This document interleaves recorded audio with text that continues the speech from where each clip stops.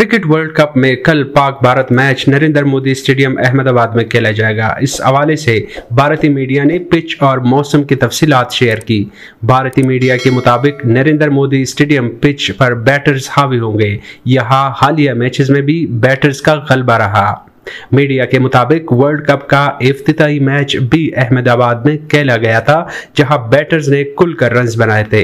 अहमदाबाद में पिच के आगाज में फास्ट बॉलर्स को इजाफी बाउंस और स्विंग मिलेगी, जबकि मिडल ओवर्स में स्पिनर्स को मदद मिलने की उम्मीद है। ताहम मजमूई तौर पर बैटर्स को शॉट्स खेलने में आसानी होगी। पाक भारत मैच से पहले हफ्ते को मौसम गर्म और खुश्क रहने की पेशेनगोई भी की गई है।